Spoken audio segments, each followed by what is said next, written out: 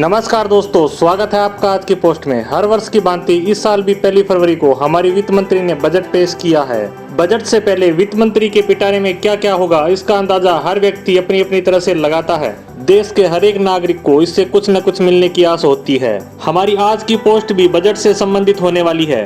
वित्त मंत्री निर्मला सीतारमण का यह लगातार 5वां बजट है जो उन्होंने 1 फरवरी को संसद में पेश किया है। इस दौरान उनके द्वारा ढेर सारी योजनाओं की घोषणा की गई और उनके लिए ढेर सारे फंड का भी ऐलान हुआ। हालांकि विपक्ष हर बार की भांति इस बार भी इस बजट से असंतुष्ट ही नजर आया। यह उनका राजनीतिक मुद्दा हो सकता है, हम इस पर कोई कमेंट नहीं करने वाले। हमारा मुद्दा यहाँ बजट में हुई घोषणाओं से संबंधित है। भारत सरकार हमेशा से ही अपने बजट में पड़ोसी देशों का खास ख्याल रखती है और इस बार भी ऐसा ही हुआ है। बजट में एक ऐसे मुल्क के लिए आर्थिक पैकेज का ऐलान किया गया है जिसमें काफी वर्षों से तबाही का मंजर चलता आ रहा है। वहाँ किसका राज होगा, इसी पर जंगें चली आ रही है और बेकसूर जनता तिल तिल कर मर रही है। जी हाँ, हम बात कर रहे हैं अफगानिस्तान की, जहाँ पिछले कुछ सालों से यह सब चल रहा है। पिछले लगभग 1.5 साल से यहाँ तालिबान राज कर रहा है, जिसके आने के बाद कहा गया था कि भारत का अफगानिस्तान में खेल खत्म, उसका सारा पैसा डूब गया जो उसने वहाँ इन्वेस्ट किया था।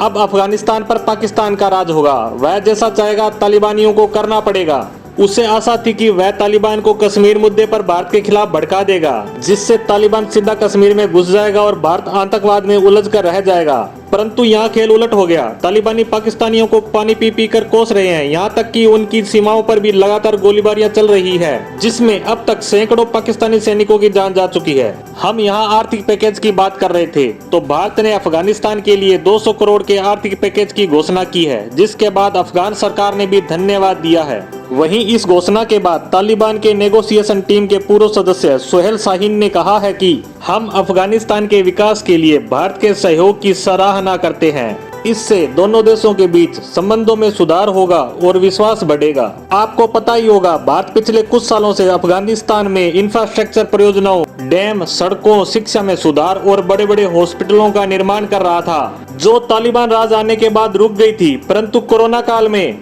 भारत ने वैक्सीन के साथ अफगानिस्तान की जनता की भूखमरी व स्वास्थ्य समस्याओं को देखते हुए गेहूं व दवाइयां काबुल भेजी थी और भारत और अफगानिस्तान के ऐतिहासिक संबंधों पर जोर दिया था। अमेरिका के अफगानिस्तान से जाने के बाद भी भारत अफगानिस्तान की जनता के साथ खड़ा है। इस तरह तालिबान सरकार भी इस सहायता पर खुले दिल से भारत का धन्यवाद देती है। पाकिस्तान के अफगानिस्तान के साथ संबंध लगातार खराब हो रहे हैं। वहीं भारत के साथ संबंधों की निकटता देख पाकिस्तान तनाव में है। उससे उम्मीद थी कि तालिबान राज आने के बाद अफगानिस्तान में उसी की चलेगी, वहां के खनिजों को निकालकर बेचेगा और अकूत धन कमाएगा। परंतु ऐसा कुछ न होकर उसके संबंध और ज्यादा बिगड़ चुके हैं। अब तो उसे यह डर सता रहा है कि भारत अफगानिस्तान के साथ मिलकर उसे बर्बाद न कर दे। अब देखने वाली बात है कि भारत और अफगानिस्तान के संबंध आने वाले समय में क्या करवट लेते हैं। तो इसी के साथ आज की पोस्ट को यहीं विराम देते हैं। धन्यवाद।